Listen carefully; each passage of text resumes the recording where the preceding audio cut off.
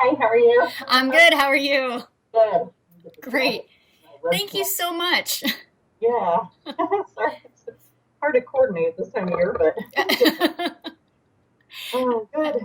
So, so you're writing a blog about or writing something about alienation? Well, I write about divorce, Uh-huh. and my I'm an author, speaker, coach, mediator, and my passion is in helping people to break up in a very healthy, mindful, respectful way, so that they don't destroy their families.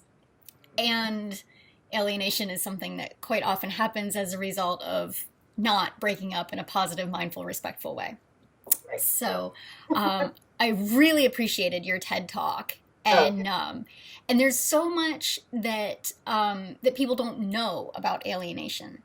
So I would love if if you could just kind of talk about what it is, and how you found it, because you're a psychologist, and I'm very curious about whether or not this is something that you discovered throughout your official schooling, or if this is something that you discovered in your personal life and then researched. Right. Right. Well, I'll need to answer that first because then then it gets to. So I study relationships primarily and have for a while, but I didn't get interested in the topic until it started happening to me. And mostly, I've seen it happen kind of in other people's relationships, but I always just assumed, oh, they're just not being nice, or oh, it's just high conflict, right? And it wasn't until I started dating my current husband, well, and I've had other people in another relationship I was in. The minute the ex found out that I was dating this person, the alienation began immediately with him, and it destroyed our relationship early on. And then a few years later, I met my current husband, and the same thing happened. And I was just amazed because in the first case, the mother had moved on and remarried, and yet it was still just flat out trying to limit all time with him, trying to destroy my reputation. And the same thing happened in the next relationship I was in. And trying to turn the children against him, against me, writing horrible things about me, and she never even had a conversation with me. So in order to make sense of it, as a researcher, I went to look at and research what's been published on the topic. And I was amazed to find that almost all the work that's been done so far is very descriptive. Like it's a lot of clinicians sort of documenting what they were coming across in their work, which that's kind of what happened with domestic violence. A lot of clinicians just started reporting what was coming into their doors and what they were facing in a descriptive way to try to document the existence of trauma. But there weren't. It's still, as the more I was reading, it didn't answer my questions about why. And as a social psychologist, I'm always interested in why, what's going on. And I've done a lot of work on how relationships kind of are dysfunctional and how we misperceive things in relationships, how communication can be very biased, and how people use power in ways that are good or bad. So I started then trying to understand what was going on in my relationship with my husband and his ex-wife and what was happening. And then the more I learned about it, the more I realized how common it was and how I didn't understand why all this time I had just kind of assumed that it was just unique to certain relationships and not see the pattern that now I've learned exists all over the world. And when I realized and learned that it's all over the world and it takes the same form in all of these relationships, it made me realize that it's something bigger than just two people who don't get along or one person who can't let it go. There's bigger social factors and things that are contributing to the problem that are making it, I guess, exasperating the problem, I guess would be a way of saying it. It throws fire on on the problem. And so that's kind of how I started studying this and taking it more seriously. And then I reached out to my co-author on the book that we just published on the topic, and and she's a developmental psychologist, and she's a family therapist, and she had published a few papers on the topic herself, um, but she was always just really curious about how are the attachments between parents and children being affected by this. So if you're a targeted parent and the other parent's saying things and it's affecting the attachment that that child has, we don't have any theories that explain why that works. All the theories we have about healthy attachments involve direct interactions between parents. And we don't have anything to account for what happens when the other parent simply says something. And there's no, like that other parent could have had a perfect relationship with the child, very loving relationship. And then a month later, the child hates them. And how is that possible? So Right. she was interested in that and trying to understand that better. So that's how we started our research journey. So it's only begun, but it's I have about 100 research questions. So, Yeah. So you've been working on this for a couple years now, right? yeah. And Yeah. the book is called Parents Acting Badly. So what's the book? Is it for parents? Is it for professionals? It is written for a general audience because we wanted the books that have been written so far are either only for parents who are dealing with it, or they're written for clinicians, for legal professionals. Mm-hmm. And everybody I talked to or interviewed in my work has read them all, and yet, in fact, a lot of them have read everything they can get their hands on the topic because they're trying to make sense and understand what's happening to them. But I couldn't find anything that was just written in a general kind of summarize the research in an easy way for just a layperson to pick up and read. So I wanted to write something that was kind of Malcolm Gladwell-esque, something a little bit more like, hey, here's a psychological phenomenon, and I'm going to describe it to you in very simple terms so we can understand why this is happening. And so not only did we write it so that we can say, what is parental alienation? How does it affect children? But also, how does it affect the parents? Because that's kind of overlooked a lot. There's a few papers written on it, but not very much. And how are these parents getting away with it? How do our societies and kind of social institutions, how are they contributing to this problem in ways that we haven't thought about? Right. But I did it in a very kind of simple way. Mm-hmm. That makes sense, and that was one of the things that I really appreciated about your TED Talk was that you brought to light the fact that this is so much more of a cultural issue because all of our societal stereotypes feed into this. And so I guess the question then is, how do we address this as a culture? Because the separation process is something that nobody wants to talk about, and this is kind of the result of it. And it all feeds in. So where do we go from here? What do we do? Yeah, I'm asked that question a lot. It's so hard because it is like whenever I think about a solution, like if I think, okay, well, first we need to do this, but at the same time we need to do this, at the same time we need to do this. But none of that can happen until we address our stereotypes, and that's why I wanted to talk about that in the TED Talk, is because underlying all of our laws and all of our policies about parenthood and custody and child support and even just beliefs about who's a better parent and who do you call when someone's sick and who deserves more time, all of that are driven by those stereotypes. And so we can change the laws or we can change policies, but we need to really address that first. And it's really hard to do that because I know in social psychology, which is my discipline, people have been studying for decades how to change racial attitudes because we've been trying to find how can we reduce prejudice, how can we reduce discrimination. And there are ways to do it, but it's an uphill battle because you have to be motivated to do it. And a lot of people are not motivated to do it. And there's reasons why they're not motivated to do it. And it's something that I didn't bring up in the TED Talk because I think it's a controversial topic that a lot of people don't want to address, and that's power. Mm-hmm. Because, especially for women, being a mother is a very powerful position. It's not a powerful position at work. You know, women are always, if you work, you're not a good employee. If you're not a good mom if you work. Those are bad. But at home, women are always rated as the better parent, right? It's sort of they can never do any wrong.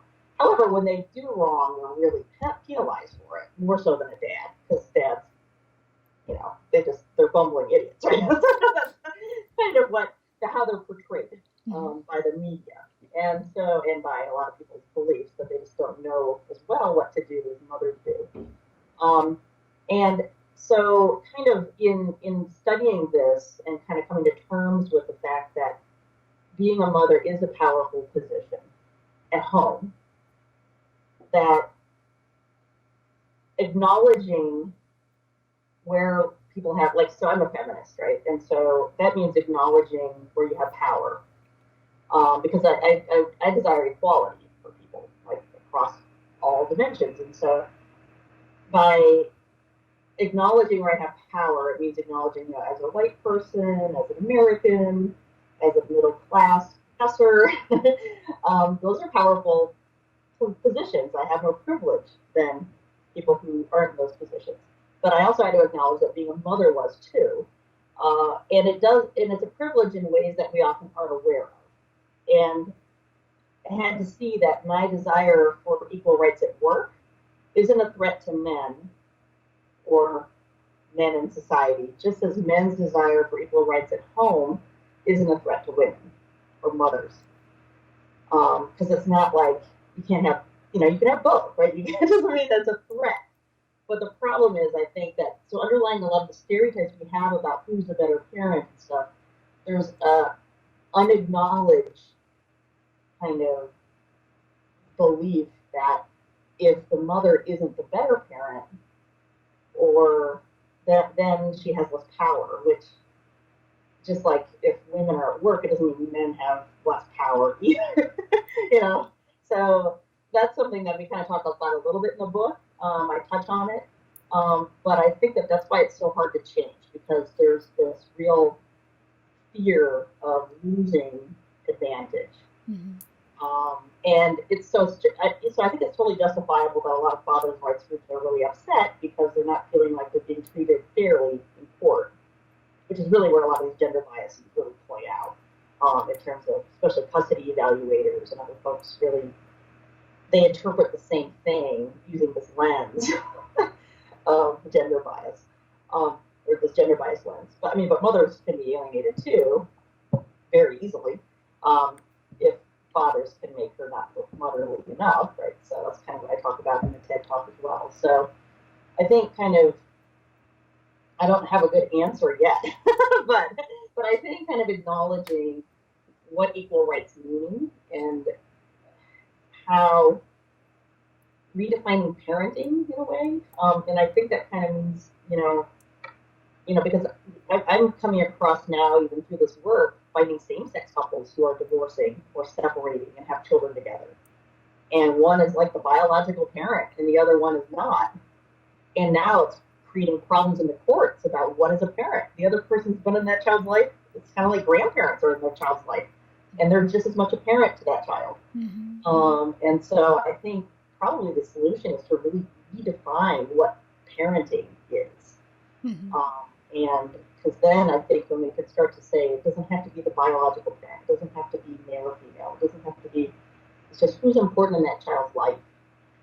I think that'll kind of address, it'll start to kind of chip away at some of this problem if we start to do that, I think. So. Yeah, that makes sense. It's really something that, and we need to get it out of the divorce and separation realm. Is where the conversation starts way before any kind of disturbance takes place in the family.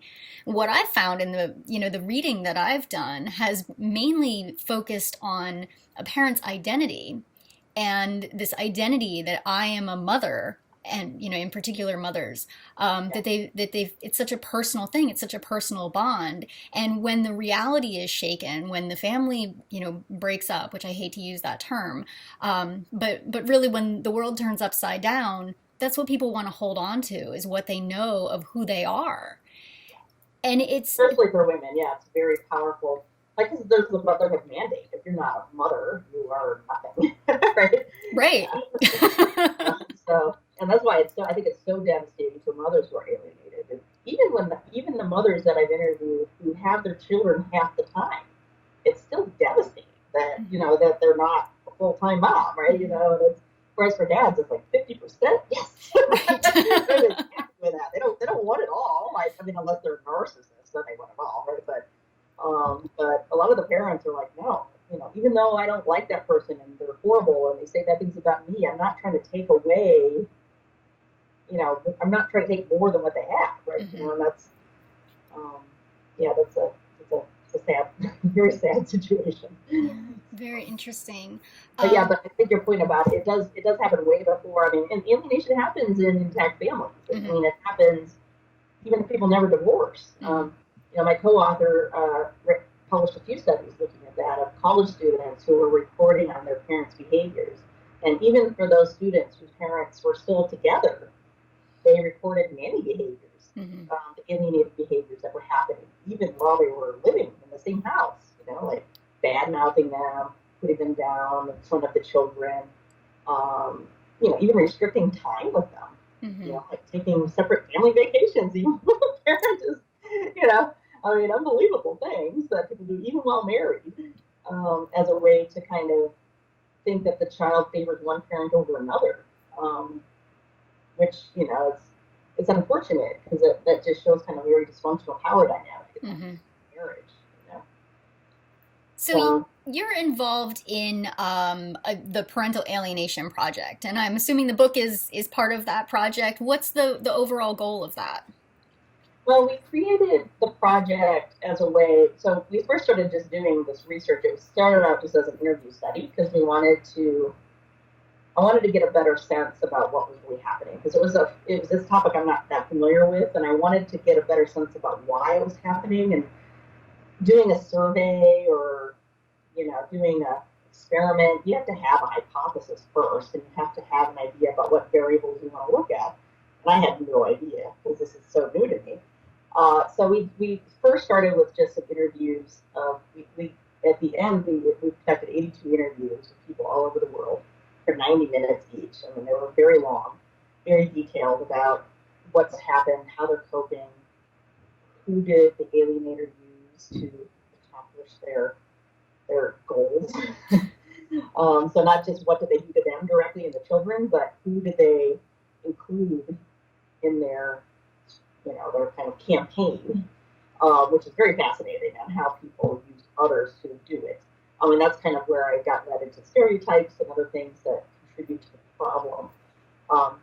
And so the Colorado Parental Alienation Project then just kind of came out as sort of this umbrella project because we wanted it to capture other studies that we're doing related to the topic. So it's not just that study, because that study then led to two other ones where we have that are soon going to be published. And then we have one that I'm getting ready to run right now. I'm going to do some piloting of some things before I actually conduct the study. But so we did, for example, we did a nationally representative poll of adults in North Carolina to look at prevalence, because no one's done a representative poll to really see how common is this or how prevalent is the problem. We've only been able to estimate it based on clinical samples, caseworkers at DHS or Child Protective Services, based on kind of court records. We can only make that assessment. And so people had previously estimated about 750,000 people are dealing with alienation. But when I did the representative survey of people, this is a phone survey of adults, we found that it was about 13% of that sample. So that is about 22 million Americans when you extrapolate that out.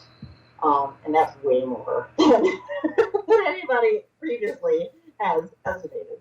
And so I'm hoping to replicate that again this fall with a national sample.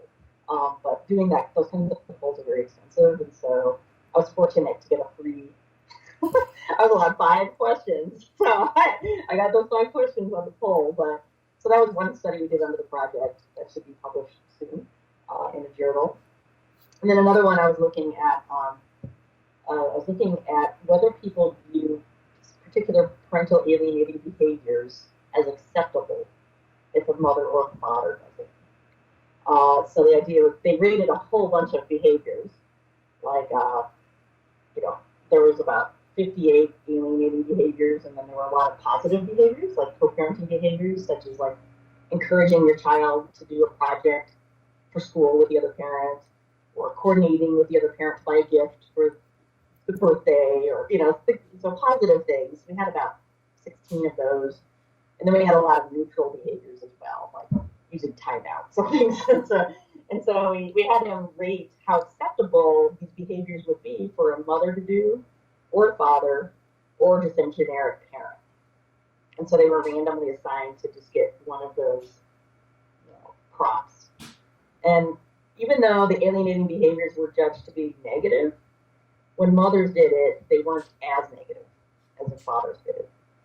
So it was probably assumed that she might have good reason to, or there must be a reason why a mom's doing it, whereas when a dad does it, no. Not okay at all. Right? Mm-hmm.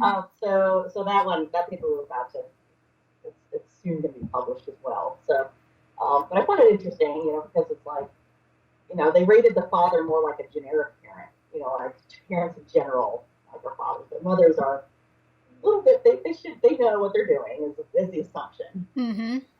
And so, but that has ramifications for how caseworkers, child family investigators, parental responsibility evaluators, and folks make judgments on parental behavior, right? So if they see a parent reporting that they were doing something, they would be more likely to then assume, well, there must be a reason why she's doing it, like a little bit more past than if a dad did it.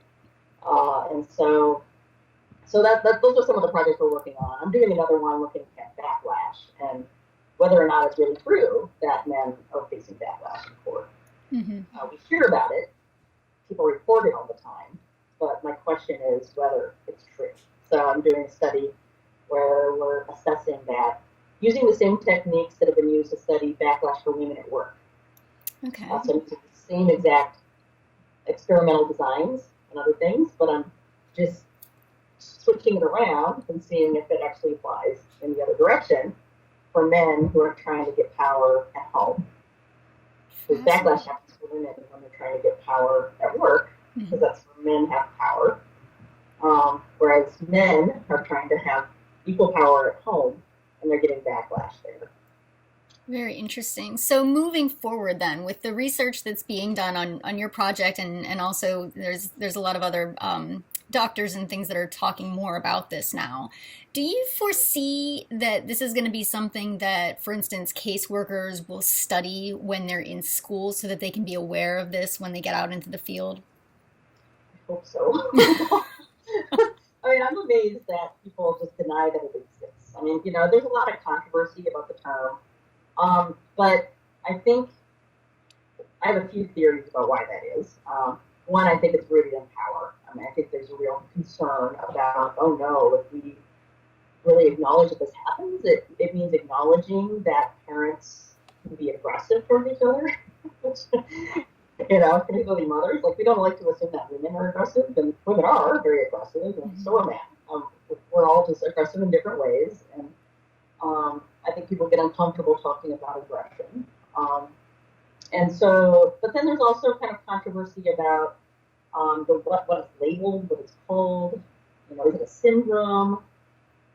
And I'm kind of of the mindset that it's, and I disagree with a lot of people that it is a syndrome, but the impact on children can develop into a syndrome. But for me, it's not so much the outcome that concerns me, it's the cause. And so the children are always going to have these problems, but we need to address the cause of the problem. Mm-hmm.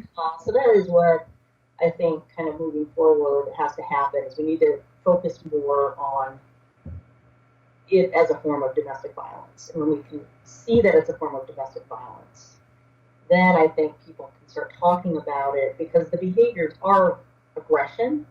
And when we look at it that way, it helps solutions come easier. when you can actually acknowledge what it is. I liken it to kind of how we treated domestic violence in the past. Right. For a long time, it was treated as a private problem. Mm-hmm. Like, oh, when people are violent, that's between them. No one wanted to intervene. No one wanted to deal with a family issue or what's between partners. But the sheer number of people that are affected by this and the amount of court involvement, police involvement that have had to occur because of this, I think it's getting to the point where it's undeniable that this is a problem. And we need to finally step forward and say, it's not just a private problem, it's a public problem. It's all of our problems, and we need to stop ignoring it. And so I think that's kind of moving forward, that bringing awareness to it is one step. But I know April 25th is Parental Alienation Awareness Day. And so I'm going to try to write I don't know where, I might try to do a YouTube video or something. I'm thinking about what I want to do for it. But I'd like to do something. It's not just awareness about what alienation is and what the behaviors are, but it's awareness of how, not just our stereotypes contribute to it, but how, specific policies and other things are contributing to the problem. That kind of awareness, I think, when people see the impact it has on families, is probably the next step. Right. And I think what's going to be really interesting, there's, as a psychologist, is looking at, and I study persuasion too, it's another thing I study a lot of, is how people are trying to promote solutions to this problem. Like equal parenting initiatives are one solution. It's not going to fix the problem, but it's one attempt. But the arguments against it are just fascinating to me, because they really show the resistance behind, and you've got to question, what is the argument to allowing people, whether they're the same gender or grandparents, it doesn't matter, why can't they have equal access to their child? And the most recent one here in Colorado, one of the arguments is that it would allow, they're arguing a libertarian perspective, saying that society shouldn't have the authority to intervene on families. So courts shouldn't be able to make this determination and say that mothers have all the rights or fathers have all the rights. So it should be a liberty issue. Which I think it appeals to a certain voter, that argument. Whereas I'm a Democrat, and I'm a liberal, but I disagree with a lot of Democrats on this issue. so because I think it's equal rights. But what's interesting is when they make the argument about libertarianism, it goes against beliefs that I also have, that we do have to have social protections for families. There is violence, there are neglectful parents, there's drug abuse, there's lots of bad things that happen in families that are different than alienation. There's estrangement, there's mental illness, there's a lot of really serious things that we do have to have protections for families. And so it's not so much a libertarian issue for me, it's more of an equal rights issue. And when it's framed that way, I think it appeals more to the general public. Because it is more of a rights issue. It's not because we still need systems to protect families, but I think a lot of the social systems we have overstep their boundaries because they don't really have a lot of limits and they don't have a lot of accountability. Caseworkers don't need any evidence at all when they're getting false claims of abuse. They don't need any evidence to go and enforce it, or they just get an anonymous call and they can go and take children away. And that's being misused by a lot of parents to get their children, especially when they know that it takes 6 months for that parent to go and fight it. Right. In court. So so I think it is important to put some checks and balances on those systems. But right now, just there's no policy solutions that are going to, or laws that are going to happen until both parties stop kind of ramming their perspectives against each other and instead try to find some common ground on where they, because they're really trying to find, I think ultimately they're just trying to protect children and families. But it's just, that's, I don't know if that answers your question, but moving forward, There's always you endless know, strategies, right? There's always an endless amount of strategies too. But you're absolutely right. It's about protecting the children. yeah. Um, There's lots of ways to do it. But I think, if people can identify what is the ultimate outcome you want to get to, and I think everybody wants that. mhm. Um, and so then it's like, rather than kind of pushing different political agendas, which never get anywhere, that needs to stop. Instead, just try to find, you know, better solutions that really will kind of, we can reform family court. That has to happen. But how that happens, I don't know. I mean, I'm not a lawyer. I'm not a judicial expert, but I know there are people who are. I don't think they know how it's going to happen either. Yeah, yeah, I don't, yeah, yeah. I mean, I don't know accountability, and I don't even know how you enforce that. And yeah, I have all these ideas, and everybody calls me every day, like, "Oh, hey, let's do training." So I mean, I think, like, if you could train people and just bring greater awareness, definitely. I mean, now in Mhm. all the classes I teach for our counseling students, I talk about alienation all the time because it's kind of Great. But then, there's also, I'm hoping to develop some trainings for courts so that when people get divorced, rather than doing the mandated training that all high conflict people have to go through to show that they did their parenting class, I would like to develop my own that would, bring up a lot of these issues Hmm. and kind of challenge parents to think through, their beliefs and about the other parents as well as themselves and how that impacts the children, and being a little bit more mindful of how the behaviors are affecting them. And I think there's ways to do that and to train people, and then also train lawyers. And that's a whole other thing, because what is the lawyer to do? Even if a lawyer believes that alienation is a problem and doesn't like it, what if you have a client who is one? How do Right. you handle it? They're still paying you. I mean, do you fire them? Do you say, "I'm sorry, I don't agree with what you're doing"? No. I mean, it's the way that the system is set up. It's set up to be an adversarial one. Hmm. And so even the best, you know, most conscientious attorney still has a client who they have to please. So, you could train lawyers, but I just don't know. If anything, I'm worried that if you train them to be better at stopping alienation, they also then know strategies to make it worse. To do it. Yeah.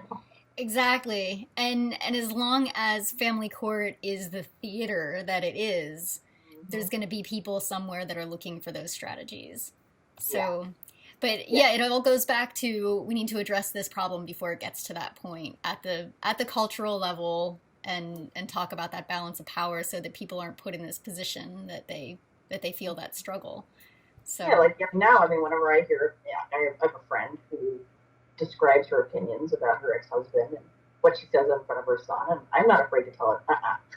I tell her, she doesn't like it, but I'm like, no, that's not okay. Like, what makes you assume that you have more authority in this than he does? I mean, where does that come from? It doesn't mean that you're a better parent just because you're the mother. But so I think as people become aware of this, they can challenge the people close to them, and then mhm. hopefully maybe get them to rethink. My husband's even told my friend that, why do you assume that because I'm a dad I don't care? Of course I care Right. about my children, and I'm upset. Like, why do you assume that the father? Anyway. So I think it's becoming aware of that, and especially for fathers to keep vocalizing that their children matter to them, Mm. and for mothers to come forward. And I think it's harder for mothers who are alienated to come forward because they feel so bad about it, and as a society we blame them. We blame any parent who's alienated because we assume they did something wrong. Right.